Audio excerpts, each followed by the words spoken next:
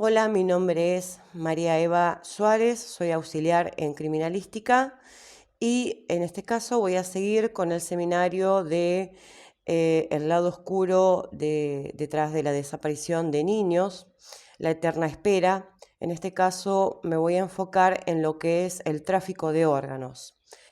En principio vamos a ir con la primera premisa de qué es el tráfico de órganos. El tráfico de órganos es el secuestro de una persona para sustraerle de manera ilícita, obviamente, los órganos con fines lucrativos para un trasplante. ¿Es ilegal el tráfico de órganos? En la República Argentina, como en otros países, es totalmente ilegal el tráfico de órganos. Y esto se basa en que el cuerpo humano no debe ser tomado como objeto de comercio y que se debe respetar la dignidad y la autonomía de las personas.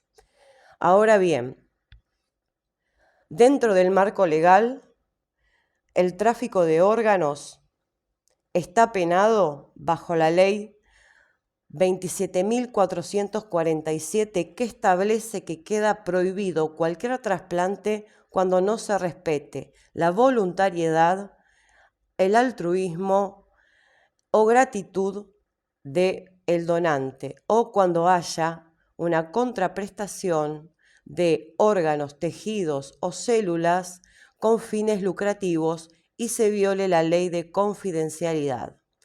La pena que abarca este acto ilícito va desde 3 a 12 años de prisión. Ahora, ¿dónde es que se da más la comercialización de órganos? El tráfico de órganos se asientan en países como, por ejemplo, Asia, Pakistán, América Latina, antiguos países de la República Soviética y el Extremo Oriente, países donde existe la extrema pobreza, la vulnerabilidad de las personas, la necesidad y en muchos casos, lamentablemente, la ignorancia. Según la ONU, los países que compran órganos de carácter no éticos son países desarrollados y entre ellos está Estados Unidos e Israel. Ahora hay un único país en el mundo en donde la venta de órganos es totalmente legal. El país es Irán.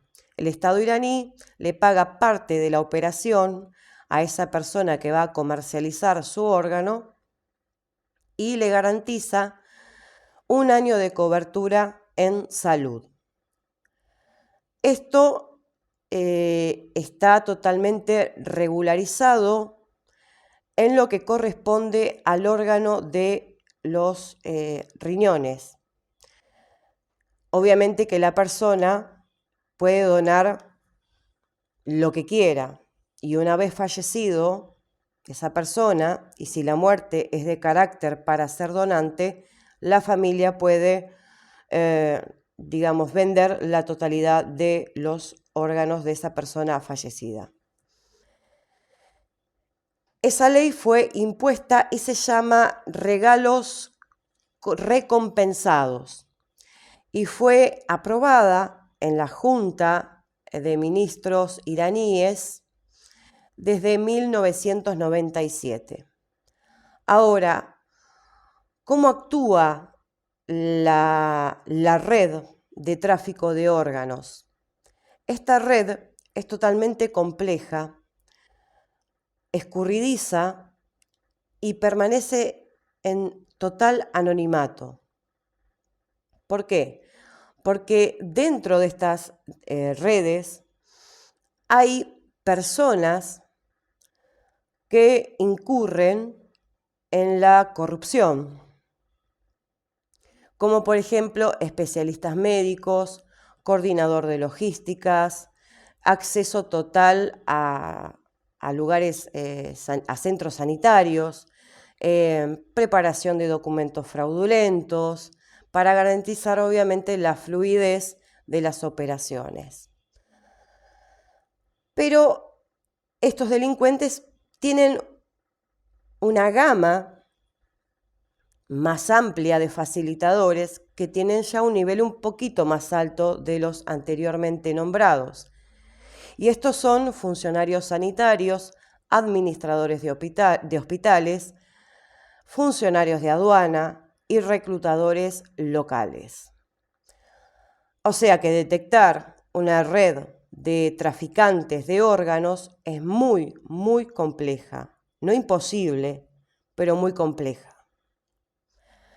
Ahora bien, ¿cómo es que estas personas se contactan y actúan de esta manera con las personas que están pasando por un estado de necesidad, de vulnerabilidad, como anteriormente nombré? Y a estas personas, digamos, en una jerga un poquito más callejera, si se quiere decir de esa manera, a estos llamados reclutadores se los llaman también cazadores de personas. ¿Y a dónde se van a enfocar? Se van a enfocar a familias que tienen una cantidad de niños que no pueden mantener, entonces les prometen, entre comillas, una vida mejor, que van a ir a una familia con muy buen estado económico, que van a estudiar en los mejores colegios, bueno, que van a tener una vida extraordinaria. Esa familia obviamente les creen y les venden por casi nada a estas criaturas. O muchas veces esas criaturas son dadas, o sea que directamente se las entregan porque no tienen recursos para poder mantenerlos. Otro de los casos son los niños que están en situación de calle. Esos son, lamentablemente,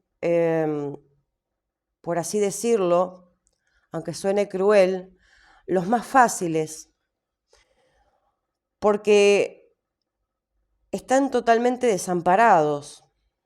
Entonces esperan el momento propicio y se lo llevan directamente, sin ningún tipo de escrúpulos. Se lo llevan. Y esos niños no vuelven a aparecer nunca más. También ocurre el caso de sustracción de niños, o mejor dicho, llamado de manera propicia, de rapto de niños en la calle. Directamente se lo arrebatan a la madre o al hermanito o a la hermanita que está caminando por la calle, despistados, se los arrancan de la mano y se los llevan, los meten dentro de un vehículo y se los llevan. Pero ahí viene otra pregunta, ¿cómo puede ser? Si hay cámaras de la municipalidad ahora, hay cámaras en los comercios, hay cámaras en las casas. Estas personas saben dónde hay cámaras y dónde no hay cámaras, y donde hay cámaras que no funcionan. Y es allí, en esos lugares donde no hay cámaras o cámaras que no funcionan, en donde actúan secuestrando a esos niños. Y esos vehículos luego son abandonados, se suben a otro vehículo y siguen su camino, alejándolos totalmente de el lugar urbano, llevándolos a un lugar totalmente lejano, apartado, donde no haya vecinos o gente cerca, donde no se puedan escuchar gritos, donde no se pueda ver que esta gente va y viene, o sea que se puedan mover con total facilidad y con total libertad. Lamentablemente esos niños, una vez que son secuestrados, son torturados, son sometidos a diferentes estudios para ver si ese niño está sano. Y si no está sano, lamentablemente lo matan y se deshacen del cuerpo para eliminar la evidencia. Es algo muy cruel, pero es la realidad. Esos niños, cuando son sometidos a esa sustracción de órganos, si es que sobreviven, se van a quedar con esos traficantes de órganos y se van a convertir, mediante vayan creciendo, en los nuevos reclutas. Van a estar totalmente capacitados, entrenados para poder conseguir clientes, ¿sí? ¿Dónde es que se van a focalizar estos reclutas? Bueno, en lugares donde obviamente hay personas que están a la deriva, sufriendo, padeciendo el día al día o el minuto a minuto de un pariente, hijo, hija, en donde el tiempo resta. Entonces estas personas se van a encargar de acercarse a esa persona adulta y de convencerlos de que en ese lugar va a perder el tiempo, nunca va a llegar lo que esa personita requiere, que hay un lugar mejor, a mí me pasó que tuve un familiar y en este lugar me consiguieron, etc.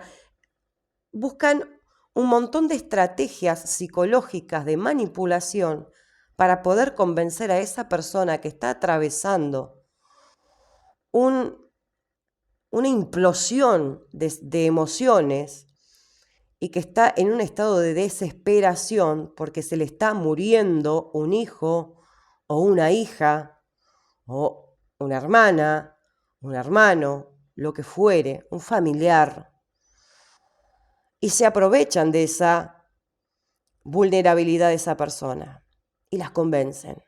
En algunos casos, en otros casos no. Así es como se contactan tanto con la víctima, que va a ser esa persona que va a ser sometida a la sustracción de órganos, y si sobrevive, esa persona va a buscar nuevos clientes para poder tener una fluidez en este comercio, ¿sí? Ahora, ¿por qué hay tanta demanda entonces? Se pregunta mucha gente, de órganos o de trasplantes de órganos no éticos. Y tiene una respuesta que no es muy favorable o que da quizás a temas de debates. Eso queda después a disposición de cada uno. Mundialmente se hacen 150.000 operaciones por año, mundialmente. Y eso encaja a un 10% de la demanda de pacientes en espera de un trasplante. Eso quiere decir que hay pocas personas, que son donantes. Entonces, este margen enorme les da una libertad a estos delincuentes para poder comercializar. El flujo de dinero que manejan estos traficantes es impensable, inimaginable. Dice la ONU que ronda entre los 840 a 1.700 millones de dólares. Pero en mi opinión particular, creo que debe ser el doble o el triple. No hay un número certero de cuánto es la cantidad de millones y millones de dólares que manejan esta gente con este acto ilícito. Bien, vamos a pasar a otra fase también que tiene que ver con si todos podemos ser donantes de órganos una vez que nosotros morimos. Y la realidad es que no. Y ahí es donde se pone un poco más complejo el asunto. No toda persona que fallece puede ser donante de órgano o pueden sus órganos ser donados. ¿Por qué? Porque para que se puedan donar los órganos, la muerte tiene que ser encefálica. Y cuando hablamos de muerte encefálica, estamos hablando de una muerte del sistema nervioso central, de todos sus hemisferios y del tronco encefálico. Cuando ocurre esa muerte, entonces allí sí se puede sustraer de carácter legal, obviamente, órganos como hígado, corazón, pulmones, riñones, hígados, intestinos. Cuando hablamos de tejidos o de células, córneas, piel, huesos, etcétera, ¿sí? O sea que no todos podemos ser donantes una vez que hemos partido de este mundo. Cuando hay donantes de carácter vivo, también. ¿Por qué? Porque se debe asegurar de que cuando esa persona va a donar, por ejemplo, lo que se dona, que es un riñón o un pulmón, debe garantizarse que esa persona, si bien va a donar esos órganos, tenga su vida, ¿sí? Que pueda llevar su vida normalmente y que esos órganos estén en condiciones de ser trasplantados, ¿sí? Entonces ahí se hace todo un estudio de la persona para ver si puede ser donante o no. Ahora, en la República Argentina se realizó hace mucho tiempo la Ley Justina. Y de esto quiero hablar brevemente para que conozcamos quién fue Justina y cómo se hizo todo esto de la ley, etc. Lo voy a contar brevemente. Justina Locane, una niña de 12 años que estaba internada en la Fundación Favaloro en espera de un corazón. En un tiempo la niña tiene una leve mejoría, la trasladan a su hogar. En una secuencia de días la niña tiene una desmejora, ¿sí? Se empieza a complicar, la trasladan, o sea, la vuelven a internar en la Fundación Favaloro. A partir de allí es su padre, Ezequiel Locane, empieza a través de la desesperación a pensar cómo hacer para que la gente se anime a ser donante de órganos. Y empieza una campaña que se llama Multiplicate por 7, que es para que la gente se anime a ser donante de órganos. Lo habla con Justina y la respuesta de Justina fue: ojalá que salvemos a muchos, que no es una respuesta muy común en una criatura de 12 años. El nivel de empatía y de solidaridad de esa criatura fue y sigue siendo inmenso. Se hace la campaña, lamentablemente en el 2017, Justina fallece. El corazoncito ese nunca llega y ya sus condiciones físicas no aguantan y lamentablemente pierde la vida. A partir de allí, en la República Argentina hubo un incremento de donadores de órganos y eso dio un resultado muy favorable, ¿sí? En el 2022, 4.024 pacientes en lista de espera recibieron un trasplante de órganos y córneas, lo que significó un incremento del 24% en cantidad de trasplantes con respecto al 2001. Tenemos un ranking, obviamente, pero anteriormente a esto quiero destacar la cantidad de donantes, que son 1.985 pacientes que recibieron un trasplante de órganos, siendo 1.681 de donantes fallecidos y 304 de donantes vivos. Ahora, ¿quién lidera el ranking?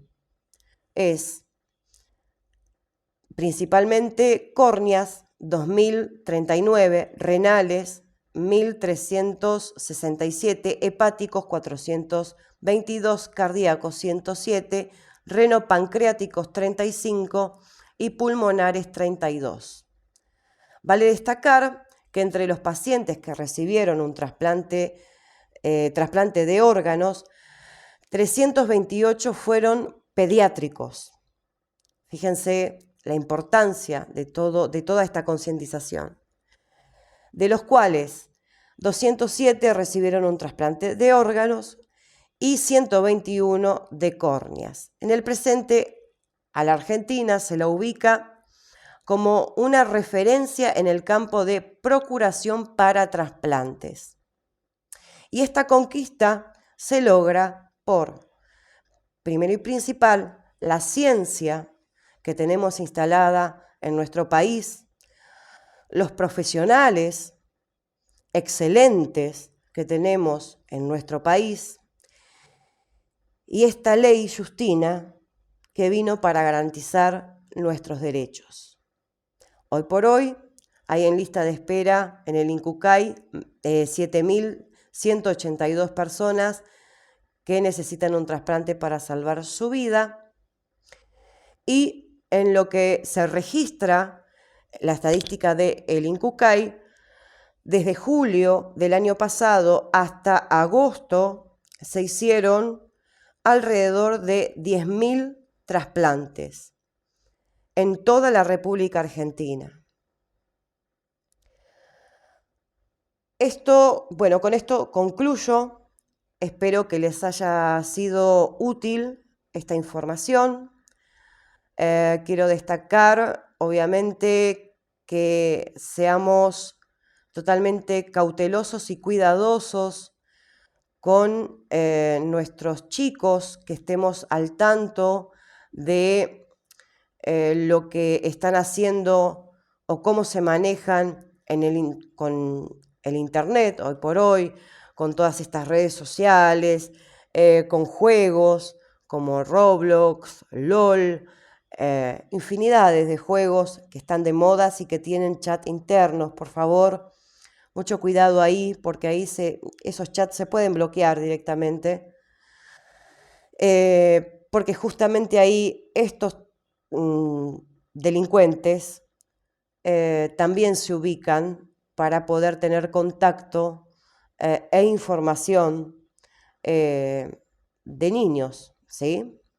Entonces es muy importante esta cosa de interactuar con nuestros hijos, de explicarle de qué manera usar correctamente todo lo que tenga que ver con las redes sociales, internet, etcétera, de que no pasen datos, de que no hablen con cualquier persona, Bueno, en fin, de tener esta charla que a veces es muy necesaria para que nuestros hijos entiendan de que no todo es color de rosas, de que no todo es tal cual se ve o tal cual nos dicen, que hay muchas cosas que hay que prestar atención y que hay que escuchar a las personas allegadas, familiares, padres, que son los que van a dar los mejores consejos para que estas cosas no sucedan, porque víctimas pueden ser absolutamente todos. Entonces, yo creo que la conversación, la comunicación y el explicar a nivel de que de sus hijos puedan entender, ¿sí? Porque pueden tener hijos chiquitos, preadolescentes, adolescentes, de carácter que ellos puedan entender cómo cuidarse y cómo no entablar ningún tipo de contacto con personas que, aunque se hagan pasar por niños, no son niños. Espero que esto haya sido útil. Les agradezco muchísimo que me hayan integrado a este seminario. Les agradezco muchísimo a las profesionales que están a cargo aquí, Zaida, Andrea y a Emiliana. También les quiero dar un agradecimiento enorme al instituto que, bueno, le debo mi formación y que sigo capacitándome. Y también les agradezco muchísimo su atención. Cualquier tipo de duda que surja, lo pueden poner en el canal, en este canal, en la cajita de comentarios, y van a ser, obviamente, cualquier tipo de duda va a ser evacuada a la brevedad. Desde ya, muchísimas gracias y nos estamos viendo, si Dios quiere, en algún momento. Hasta luego.